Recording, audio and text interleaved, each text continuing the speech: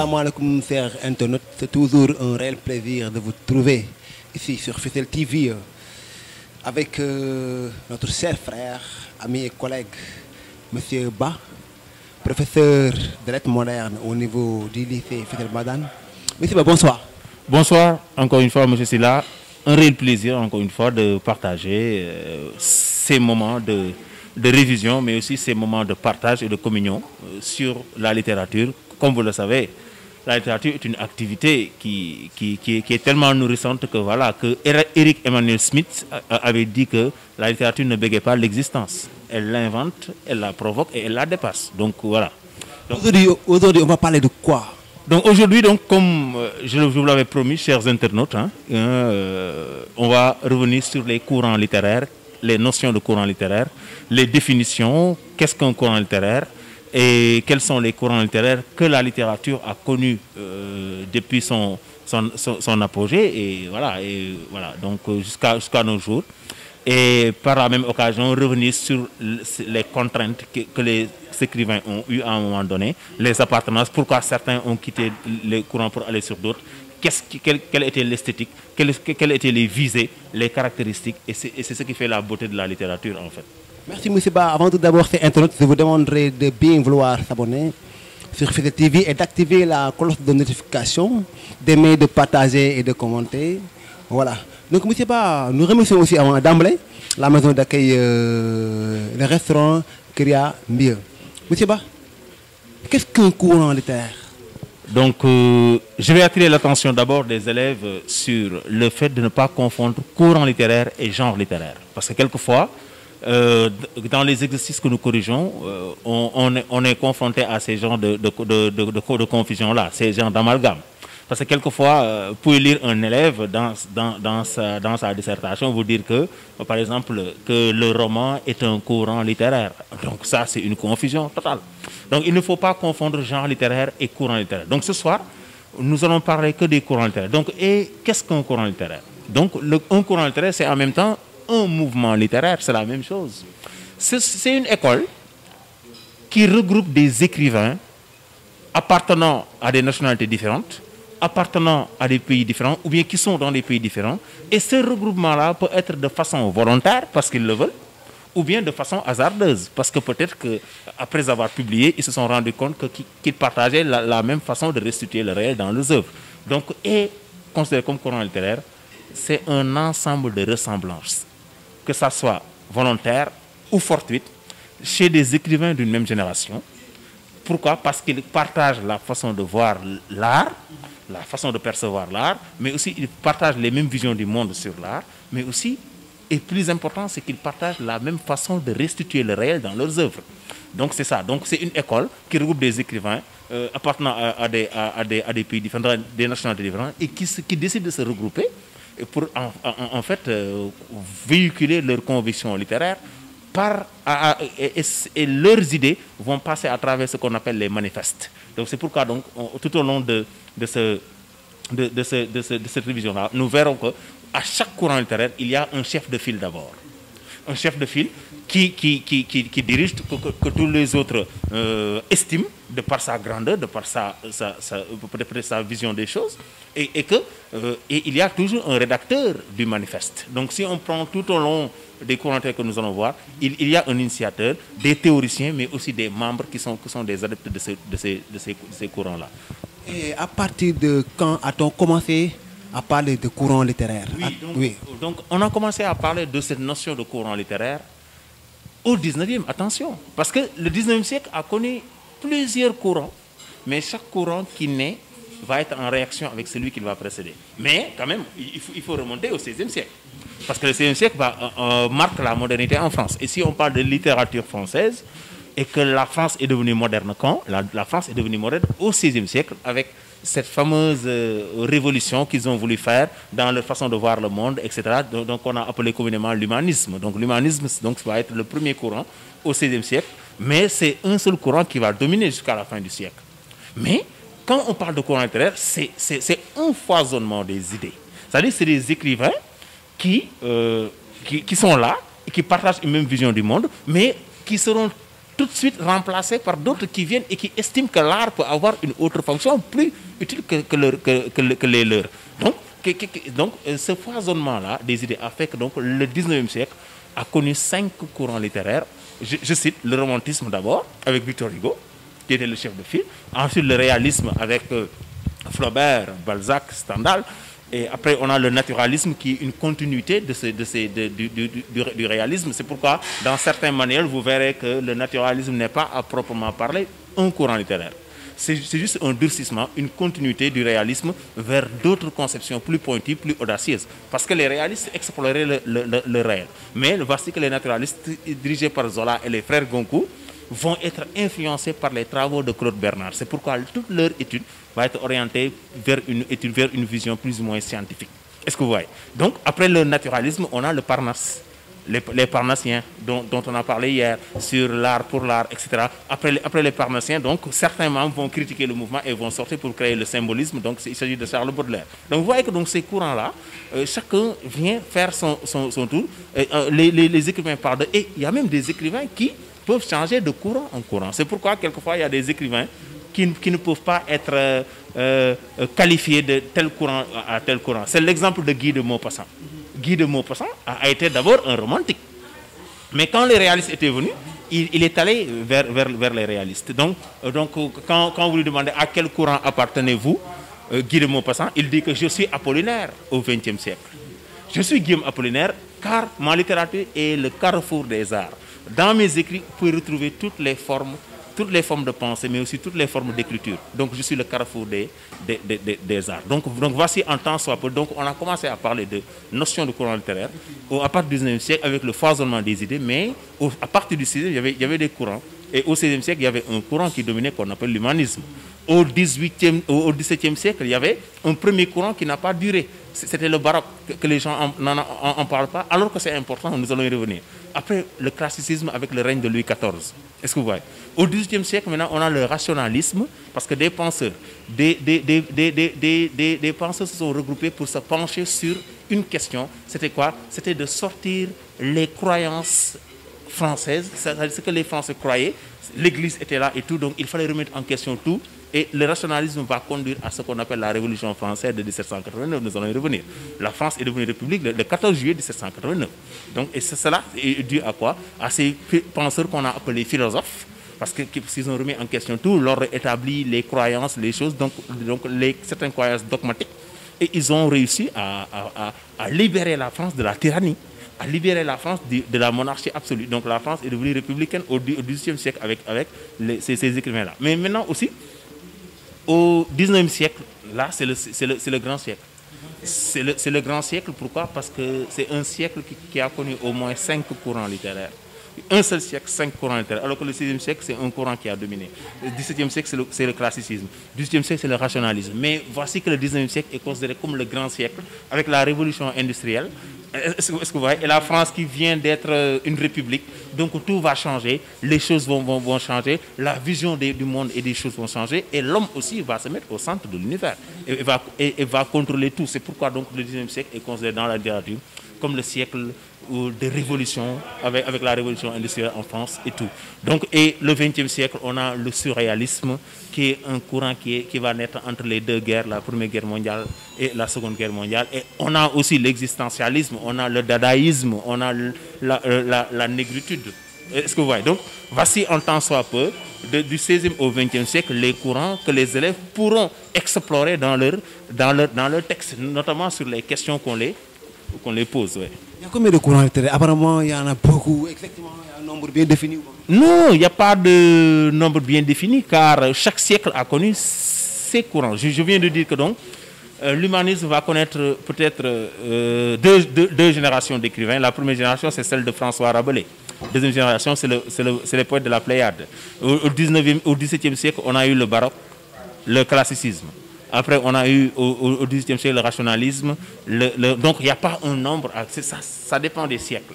Et chaque siècle, quand même, a connu des écrivains qui se sont réunis en école et qui ont cru à une personne qui est le chef de file et qui ont écrit l'ensemble de leurs croyances sur l'art qu'on a appelé les manifestes. Est-ce que vous voyez? Ok, en résumé, qu'est-ce que les élèves peuvent en retenir de tout ça? Voilà, donc ce qu'il faut retenir, c'est qu'en synthèse, donc au XVIe siècle, on a commencé à parler de courants littéraires, notamment avec l'humanisme. L'humanisme, donc, c'est quoi? C'était un besoin que les Français avaient senti pour rénover les différents domaines de la vie. Je donne un exemple. En art, en sciences, en littérature, ils ont senti le besoin de rénover, de changer. Et cette rénovation-là devait passer par quoi? Par des étapes. D'abord, il fallait que les Français sachent qu'ils n'ont pas la meilleure civilisation du monde.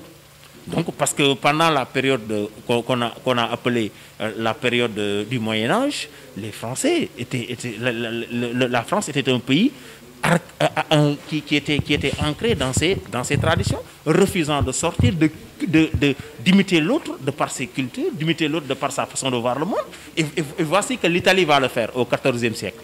Les Italiens ont connu ce qu'on appelle le Quattrocento, la Renaissance italienne. La Renaissance italienne, au XVe siècle, l'Italie était le pays le plus visité. L'Italie était le pays modèle en France parce qu'ils ont su changer leur mode de vie, changer leur façon de percevoir le monde. Et les Français, maintenant au XVIe siècle, ils ont voulu faire comme les Italiens. Et c'est pourquoi donc cette renaissance-là est liée à ce qu'on appelle l'humanisme. Donc c'était un besoin de renaissance senti par les Français. Il fallait changer leur façon de voir, leur façon de percevoir le monde et de placer l'homme au centre de l'univers. Donc, voici que maintenant les choses vont changer. Maintenant, qu'est-ce qu'ils vont faire? Ils vont favoriser les voyages et les découvertes. Donc, on a vu que donc il y a beaucoup d'explorateurs et des gens qui ont découvert des terres, par exemple, inconnues jusque-là, notamment en 1492, à la fin du 15e, Christophe Colomb, on nous dit qu'il découvre l'Amérique. Donc, là, vers l'ouest, il y avait des terres inconnues. Donc, la révolution industrielle. Voilà, donc avec tout ceci, donc, les Français vont essayer de ne plus considérer la Méditerranée comme étant la façade à passer, les axes commerciaux, mais ils vont aussi explorer ce qu'on appelle l'autre côté, qui est la façade atlantique. Donc, donc il y avait deux mondes, deux Europes, l'Europe méditerranéenne et l'Europe atlantique. Donc les gens voyageaient de partout à travers les bateaux pour découvrir les autres civilisations. Est-ce que vous voyez? Maintenant, donc, et aussi, il fallait aussi revoir la littérature, la façon d'écrire. Et maintenant, pour cette façon d'écrire, les Français ont décidé d'imiter l'antiquité gréco-latine. Donc ils vont revoir la littérature, mais la littérature va être une imitation des auteurs de l'Antiquité grecque. C'est-à-dire? Donc jusque-là, parce que la Grèce antique, la Grèce est considérée comme la brillante et la plus vieille civilisation du monde. La Grèce. Donc c'est pourquoi la littérature prend en témoin tous ces personnages de la mythologie grecque et tout. Maintenant, donc là, ils vont imiter les penseurs de l'Antiquité gréco-latine. Donc le latin et le grec vont entrer en France au XVIe siècle comme langue internationale de communication. Attention. Donc, parce que si on revoit les penseurs humanistes, on a François Rabelais qui est français. On a Michel Eykem, duc de Montaigne, qui est français, mais Thomas More est anglais. Erasme est hollandais. Donc vous voyez que donc, ce courant devient même un courant international.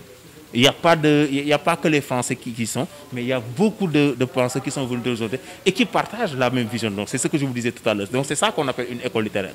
Donc voici la première génération qui vont essayer de rénover les choses, de changer la façon d'écrire, de changer aussi la façon de percevoir le monde. Maintenant, ils vont rénover en littérature, ils vont rénover aussi la façon d'écrire, mais aussi il y avait un problème parce qu'ils ont touché à tous les domaines.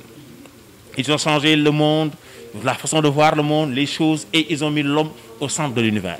Mais à un moment donné, ils ont voulu rénover un domaine sensible qu'on appelle la religion. Parce que jusque-là, c'est la monarchie qui est là, la monarchie qui est l'Église et qui véhicule les paroles divines. Maintenant, puisque le latin et le grec sont là comme langue qui vient s'ajouter au français, maintenant, ils ont dit que donc, tel que Erasme, c'est Erasme qui va véhiculer ça. Erasme va dire que, mais attendez, il faut changer la façon de percevoir Dieu. Ça, c'est pendant quelle époque? Pendant quel siècle? Nous sommes toujours au XVIe siècle, où l'Église avait le monopole du savoir. Donc le fidèle chrétien, s'il veut entendre prêcher la parole de Dieu, est obligé d'aller à l'Église. Donc l'Église était l'intermédiaire entre le fidèle et Dieu. Maintenant, Erasme leur dit qu'il faut changer cette façon-là de percevoir Dieu. Et on lui dit quoi? Il dit qu'il faut que chacun fasse ce qu'on appelle un retour à l'évangile. Le retour à l'évangile, c'est quoi? C'est d'être en contact direct avec la Bible et par conséquent avec Dieu. Et maintenant, puisque les manuscrits ont commencé à se propager, l'imprimerie a été découverte par Gutenberg, maintenant, ils vont prendre la Bible comme livre saint et vont le transcrire dans les langues vernaculaires, telles que le hébreu, le latin et le grec. Maintenant, le fidèle chrétien n'a plus besoin d'aller à l'église pour prêcher la parole de Dieu. Qu'est-ce qu'il fait? Il peut lire la Bible chez lui et savoir ce que Dieu a dit. Mais on s'est rendu compte que ce que l'église prêchait à l'époque et ce qu'il y avait dans la Bible, il y avait une différence. C'est pourquoi une partie du monde chrétien, une partie vont sortir du monde chrétien et ces gens-là sont devenus aujourd'hui les protestants. Il y avait des contestations quoi, depuis le 6e siècle. Depuis le 6e siècle. Maintenant, pourquoi? Parce qu'ils se disent que il y a ce qu'on a, ils ont joué avec leur conscience entre le fidèle et Dieu. Ils ont remis en question même leur foi. Maintenant, qu'est-ce qu'ils vont faire? Ils se sont dit que maintenant, nous ne reconnaissons plus le pape comme notre chef suprême. Les cultes des saints, on va les refuser et on va créer notre propre église, ce qu'on appelle l'église réformée. C'était quel courant littéraire encore au 6e siècle? L'humanisme? L'humanisme toujours. Nous sommes toujours dans la première génération. L'humanisme a connu 2 générations. Mais la première génération, c'est très important de dire aux élèves que ce qui a conduit à la division du monde chrétien, c'est-à-dire les chrétiens et les protestants. Aujourd'hui, il y a les catholiques et les protestants. Mais tous à l'origine, c'était des chrétiens. Est-ce que vous voyez? Maintenant, certains se sont révoltés et ne se considèrent plus comme étant catholiques. Maintenant, qu'est-ce qui va se passer? C'est ce qu'on appelle le schisme dans le monde chrétien. C'est-à-dire qu'il y a une division au sein d'une même communauté. C'est ça qu'on appelle schisme, division au sein d'une même communauté. Maintenant, les catholiques vont passer de ce côté-ci et les protestants vont créer l'église réformée. Donc la réforme est devenue un mouvement et la réforme va donner naissance à quoi? À ce qu'on appelle le protestantisme. Est-ce que vous voyez? Maintenant, c'est là que maintenant la monarchie absolue va sortir un traité qu'on a appelé la Saint-Barthélemy. La Saint-Barthélemy, c'était quoi? Ils ont dit qu'il faut massacrer toute personne qui refuse d'être catholique. Et qu'est-ce qui va se passer? Il y avait une traque pour les protestants. Et la nuit que l'histoire a retenue, c'est la nuit qu'on appelle la nuit du Saint-Barthélemy. Et dans cette nuit-là, partout dans le monde, on a tué plus de 3000 protestants. C'est la nuit du 24 août 1572. Et cette nuit, on a tué partout dans le monde plus de 3000 protestants. Et c'était le symbole de l'intolérance religieuse la plus absolue de l'humanité. C'est pourquoi donc, sur le plan religieux, donc, l'humanisme va connaître ce qu'on appelle des conséquences sur le plan religieux. Maintenant, après cette première génération, il faut dire que quand même, il y a une deuxième génération d'écrivains qui va arriver. Et cette génération, on l'appelle communément la Pléiade. Toujours au 16e siècle. Toujours au 16e siècle. Donc, la Pléiade, c'est un groupe de poètes. Ils étaient au nombre de 7 parce que Pléiade, on l'a emprunté de la mythologie grecque. Ça signifie un regroupement de 7 étoiles. Puisqu'ils étaient au nombre de 7, dirigés par Ronsard, Dubellé, Pontus de Thiard, Étienne Bello, Pelletier de Mans, Antoine de Baïf et Étienne Jodel. Ils étaient au nombre de 7. Et ce sont eux maintenant qui vont donner à l'humanisme ses lettres de noblesse. Pourquoi? Parce que le français était en train de disparaître. Parce que le latin et le grec est là. Et même François Ier va créer un collège où on enseigne le latin. Et le latin était devenu la langue internationale de communication. Et maintenant, le français était en train de disparaître. Et eux, quel était leur objectif? Ils sont venus, ils ont dit que maintenant, tout écrivain, qu'il soit poète ou autre chose, il doit écrire ses textes en français d'abord. Ça, c'était la première chose. Deuxième chose, ils vont sortir un manifeste qu'on appelle Défense et illustration de la langue française. Donc, ils vont défendre le français, du latin et du grec, et ils vont exiger à ce que chacun maintenant ne parle plus latin dans leur texte. Et voici que les écrivains, notamment des poètes, vont tous écrire en français. Et maintenant, ce qui va se passer, c'est que maintenant, dans les textes, ils vont choisir même un genre poétique qu'on appelle le sonnet. Le sonnet. Le sonnet. Donc, le sonnet, c'est un poème à forme fixe qui a 14 vers divisés en 2 quatrains et 2 tercets. Maintenant, le sonnet nous vient de l'Italie, avec Francesco Petrarch. C'est lui qui a inventé le sonnet. Mais les Français aussi vont changer la disposition des rimes dans les tercets pour en faire un sonnet français. Donc, la deuxième génération, c'est cette génération qu'on appelle la Pléiade. C'était des poètes, mais aussi des poètes qui écrivaient une poésie tournée vers l'exaltation des sentiments. Et on a parlé de Ronsard. Et Ronsard était appelé le prince des poètes. Et Joachim du Bellay aussi. Mais l'humanisme a connu des conséquences sur le plan religieux. Et c'est ce qui est à l'origine de ce qu'on appelle la division entre les protestants et les catholiques. Et la littérature va parler de ça. C'est pourquoi donc, ce qu'il faut retenir, chers apprenants, c'est que quand vous parlez de cette question-là, l'engagement en littérature, il faut le commencer au XVIe siècle. J'ai l'habitude de voir les apprenants faire ceci. Quand on leur parle de cette question-là, l'engagement, qu'est-ce qu'ils vont faire? Ils vont commencer par les poètes de la négritude au XXe siècle. Non, l'engagement a commencé au XVIe siècle. Parce que quand la division du monde chrétien a eu lieu, deux poètes se sont engagés. Qui et qui? Ronsard va s'engager du côté des catholiques. Ronsard, en tant que catholique, va sortir un texte qu'on appelle Discours des misères de ce temps. Et dans ce discours-là, Discours des misères de ce temps, qu'est-ce qu'il affirme? Il affirme que, déjà que si la France vit ces années de noir, de guerre et de sang, c'est à l'origine de ces gens-là qui ont remis en question la valeur de l'Église. Est-ce que vous voyez? Donc, Agrippa d'Aubigné, c'est un autre poète. Donc, lui, il va s'arranger du côté des protestants. Et il sort un texte qu'on appelle les tragiques. Est-ce que vous voyez? Donc, pour la première fois, la littérature va prendre en charge cette question-là qui est une question religieuse. Donc, quand vous parlez de l'engagement, il faut partir du XVIe siècle pour en arriver aux autres siècles. Donc, voici, en résumé, ce qu'on peut dire sur le roman. Et avant même de terminer, dire que aussi ces écrivains-là ont tout fait pour imiter les auteurs de l'Antiquité gréco-latine. Et je donne un exemple. Ronsard, dans un de ses poèmes, a imité l'autre là, il a imité un ancien, un écrivain, un poète de l'Antiquité gréco-latine qui s'appelle Horace. Horace avait l'habitude de dire cette fameuse expression carpe diem. Carpe diem veut dire quoi? Carpe diem veut dire il faut profiter de la vie. Profiter de la vie, c'est quoi? C'est que tôt ou tard, nous tous nous sommes contraints par cette fuite du temps. Le temps nous mange. Le temps mange la vie. Tôt ou tard, nous allons vieillir. Donc, dans ces poèmes, on sent cette chose-là. Non seulement quand il donnait un conseil à une fille qui s'appelait Cassandre Salviati. C'était la fille d'un banquier italien que Ronsard avait croisé. Et la fille avait 13 ans, Ronsard avait 25 ans. Et elle sait que donc l'amour qu'il ressentait pour cette jeune fille était un amour impossible, donc voire même, va même incestueux. Pourquoi? Parce qu'il y avait un écart d'âge et que la fille était déjà enfant. Et il décide d'écrire un poème pour elle. Et ce poème, on l'a appelé à Cassandre. À Cassandre, il dit: mignonne, allons voir si la rose qui ce matin avait déclose, avec sa feuille de soleil, sa poupe au soleil, et son teint au vôtre pareil. Et puis il dit: hélas, regarde un peu d'espace, comment la rose perd sa vie. Donc si tu me crois, jeune fille, tandis que votre âge fleuronne, cueillez votre jeunesse comme à cette fleur, parce que tôt ou tard, la vieillesse fera ternir ta beauté.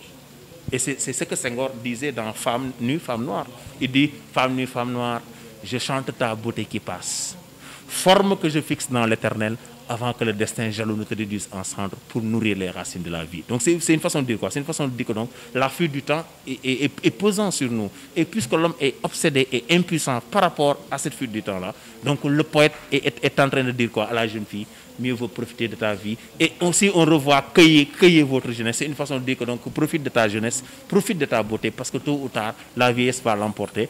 Donc il était en train d'imiter un des thèmes d'Horace qui disait Carpe diem en latin. Donc il faut retenir que donc, ces poètes-là, ces écrivains, ils ont tout fait pour remettre à l'honneur leur littérature en imitant la plus grande et brillante civilisation grecque. Donc l'Antiquité gréco-latine, tels que les poètes tels que Horace, les poètes tels que Homère, les poètes tels que... Il y a beaucoup d'imitateurs. Donc, et même Du Bellay a imité un peu Homère sur ce fameux slogan qu'on appelle le mal du pays. Parce que Du Bellay, en publiant les regrets, quel regret avait Du Bellay? Du Bellay, en publiant les regrets, avait accompagné son oncle en Italie. Son oncle était cardinal, le cardinal Du Bellay. Maintenant, puisque quand il était en France et étant jeune, il entendait que l'Italie était le pays modèle et c'était un pays extraordinaire avec ses architectures et tout, parce que l'Italie avait les plus grands architectes du monde et les plus grands mathématiciens, tels que les plus grands peintres, tels que Léonard de Vinci, etc. Maintenant, il croyait que l'Italie était un pays extraordinaire. Et quand il s'est rendu en Italie, il s'est rendu compte que tout ce que les gens disaient n'était que des ruines. Est-ce que vous voyez? Donc, et c'est là qu'il va conclure en disant, en sortant son recueil de poèmes intitulé Les Regrets. Et les regrets, il y a un poème phare qu'on appelle Heureux qui comme Ulysse. Donc, heureux qui comme Ulysse a fait un beau voyage pour regretter son. Donc, ici, on peut dire que donc qu'il a imité ce slogan qu'on appelle le mal du pays, quelqu'un qui ne se sent pas bien dans un coin et qui a envie de retourner chez lui. C'est pourquoi il disait donc, quand reverrai-je le clos de ma pauvre maison qui met une province et beaucoup d'avantages. Quand reverrai-je le clos de ma pauvre maison qui met une province et beaucoup d'avantages. Donc il avait envie de revenir en France, il avait envie de revenir dans sa terre natale. Donc le thème, c'est le mal du pays qu'il imite de Homère. Donc si on regarde bien, donc, les poètes humanistes, donc, l'humanisme a connu deux générations. La génération de François Rabelais, je l'ai dit, mais la deuxième génération, c'est la Pléiade avec Ronsard, Dubellay et les autres. Donc leur objectif, c'était de défendre le français, du latin et du grec. Mais dans vos rédactions, ce qu'il faut retenir, c'est que surtout l'engagement en littérature a commencé au XVIe siècle, notamment avec cette division entre protestants et catholiques, et cette division demeure jusqu'à présent. Parce qu'au XVIIe siècle, nous allons le voir tout de suite, on a espéré quand même les Français maintenant vont entrer dans la paix. Mais est-ce que la paix, tant recherchée au XVIe siècle, parce que la fin du XVIe a connu une guerre qu'on appelle la guerre des religions, entre protestants et catholiques. Maintenant, est-ce qu'au XVIIe siècle, la paix va revenir? Et c'est ce que nous allons voir tout de suite. Au XVIe siècle, quel courant était dominé? C'était le classicisme, non? Oui, c'était le classicisme. Mais avant le classicisme, donc, il faut dire que est-ce que la paix est revenue? Est-ce que la paix est revenue? La paix étant recherchée parce qu'on vient de terminer un siècle où il y avait une guerre entre protestants et catholiques. Maintenant, est-ce que la paix va revenir tout de suite? Eh bien non. Pourquoi? Parce que dès le début du XVIIe siècle, en 1610, Henri IV, qui est le roi de France, a été assassiné au pouvoir. Et on a parlé de régicide. Régicide, c'est quand on tue quelqu'un qui est en règne. Donc si c'est un être ordinaire, on va parler de homicide. Hein? L'homme homicide. Maintenant, si c'est quelqu'un qui tue son frère, c'est fratricide, hein? Père parricide. Est-ce que vous voyez? Donc on a parlé de régicide en France. Donc Henri III, si on regarde bien, c'était un prince protestant qui s'est reconverti en catholique. Et il a été assassiné. Et ça se comprend, vu le contexte. Parce que vu la guerre entre protestants et catholiques, un protestant qui veut être roi de France, il se reconvertit en catholique, on l'assassine au pouvoir. Et maintenant, en 1610, on a parlé de régicide. Mais aussi, il y a une guerre qui va commencer en France vers les années 1618. De 1618 à 1648, c'est ce qu'on appelle la guerre des 30 ans. Donc, jusqu'à 1648, la première moitié du XVIIe siècle, la France est toujours en guerre. C'est pourquoi donc, la littérature va parler de ça. Et je vous dis que la littérature, c'est tout ce qui se passe dans la société qui reflète dans les textes. C'est pourquoi, quand les élèves, on leur donne des cours magistraux, on leur dit le contexte qu'il y avait en France et comment la littérature va parler de ça. Maintenant, la première moitié du XVIe siècle, les Français sont toujours en guerre. C'est pourquoi il y a un premier courant que les gens ne parlent jamais. Au XXe siècle? Au XXe siècle, qu'on appelle le baroque. Le baroque, c'est quoi? Des écrivains se sont regroupés pour dire ceci, pour dire que mais dans cette vie-là, si on regarde bien, pourtant les Français, ils étaient dans la paix il y a quelques années. Mais ils refusent de revenir, cette paix refuse de revenir.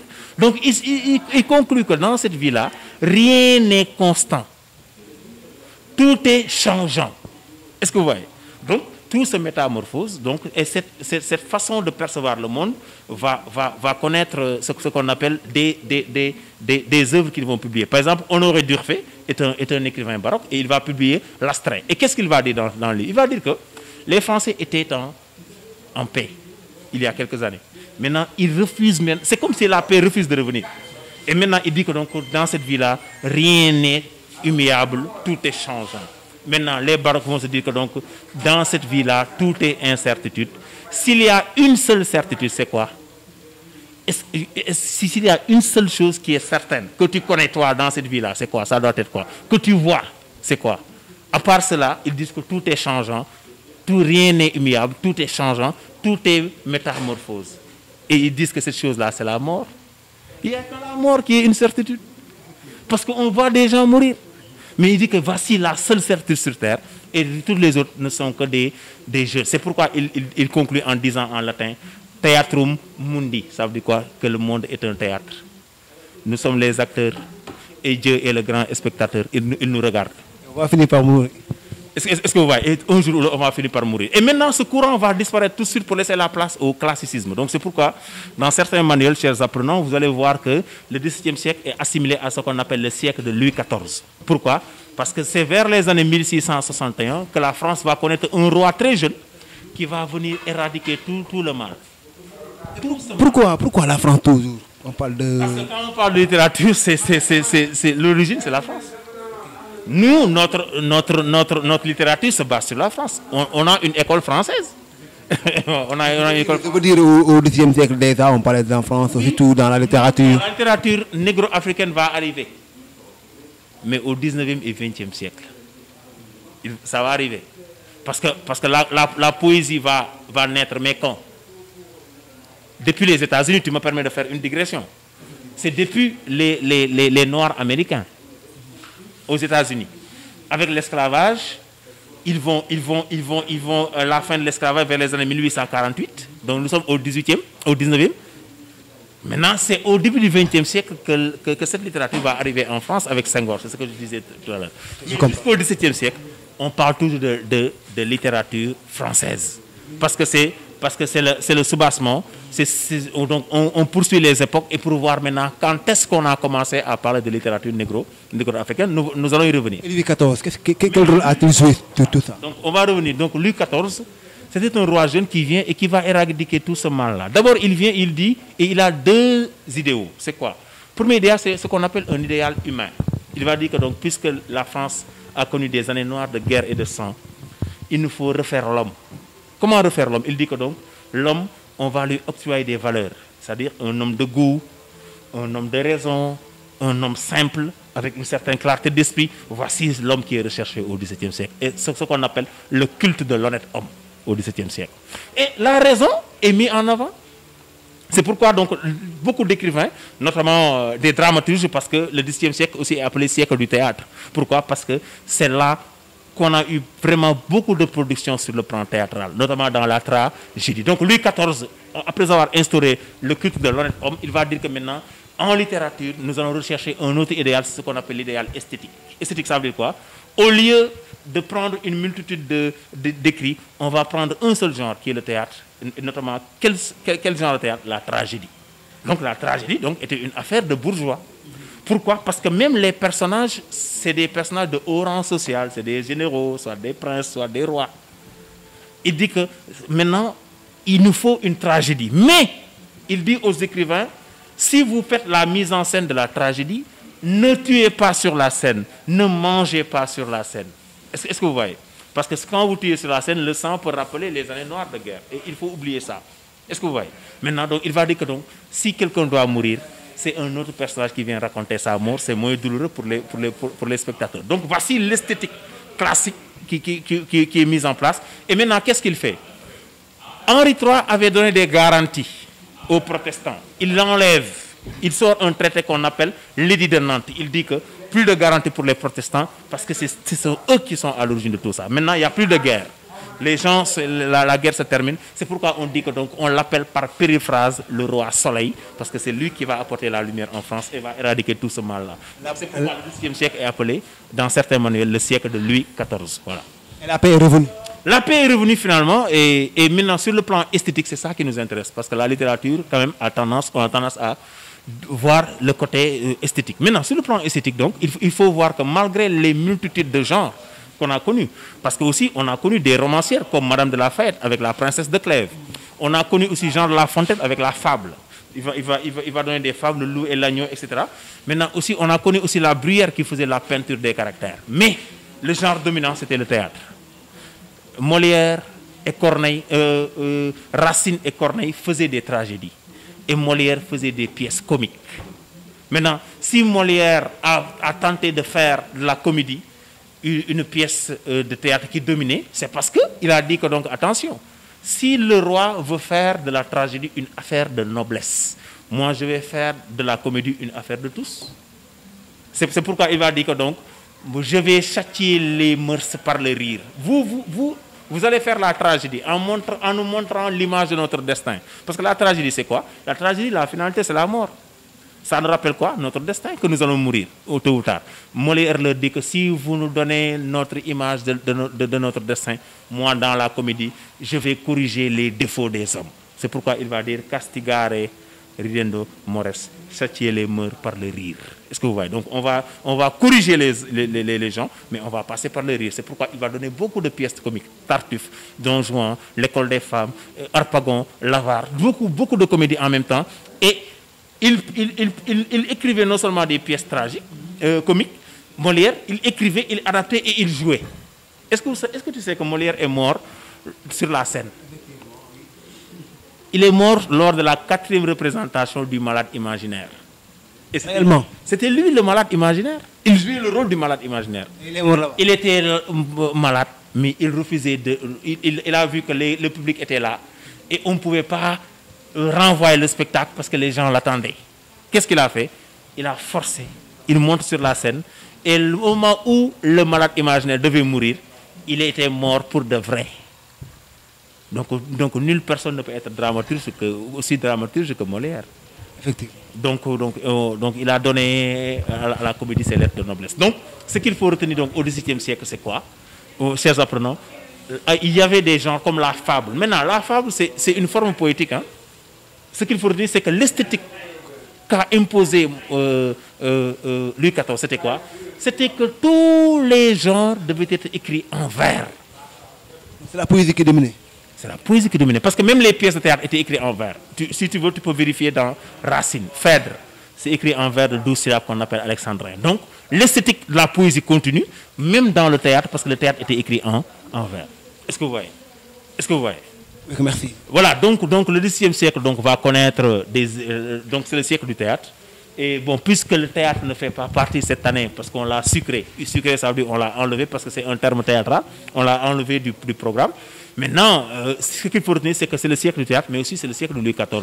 Mais ce qu'il faut retenir, c'est qu'il y avait des genres que les autres publiaient. Par exemple, la fable, qui était un genre poétique, qui mettait en avant des leçons morales, qui donnait un enseignement. C'est pourquoi j'ai dit hier que quand vous allez à traiter la fonction didactique de la littérature, il faut insérer la fable, qui est un sous-genre de la poésie.